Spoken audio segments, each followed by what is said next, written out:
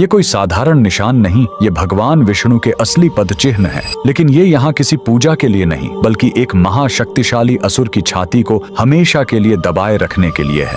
यह कहानी है असुर गयासुर की।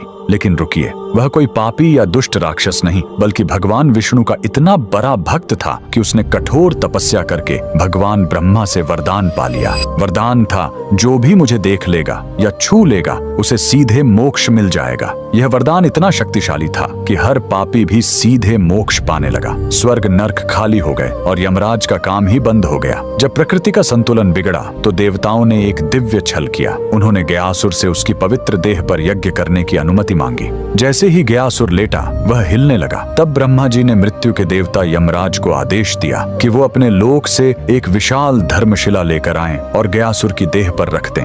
लेकिन गयासुर फिर भी हिलता रहा।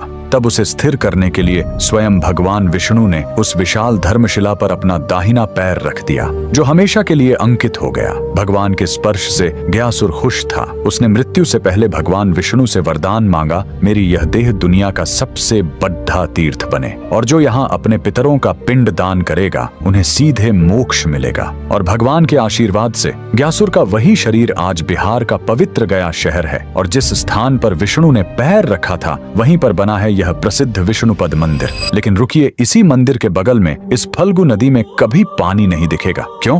कहते हैं, जब भगवान राम और लक्ष्मण अपने पिता के पिंड दान की सामग्री लेने गए थे, तब राजा दशरथ की आत्मा स्वयं प्रकट हो गई और उन्होंने माता सीता से ही पिंड दान मांग लिया। तब सीता जी ने फल्गु नदी की रेत से ही पिंड बनाए। उनके हाथों में रेत भी अन्न के पिंड के बराबर हो गए, और फल्गु नदी एक गाय और एक ब्राह्मण को गवाह बनाया। लेकिन जब राम जी लौटे तो उन्हें इस बात पर विश्वास नहीं हुआ कि बिना सामग्री के पिंड दान कैसे हो सकता है, और राम के अविश्वास को देखकर तीनों गवाह डर गए और झूठ बोल गए। तब क्रोधित होकर सीता जी ने तीनों को श्राप दे दिया, और फल्गु नदी को श्राप मिला कि तुम हमेशा सतह के नीचे ही बहोगी। कमेंट में जय श्री विष्णु जरूर लिखें।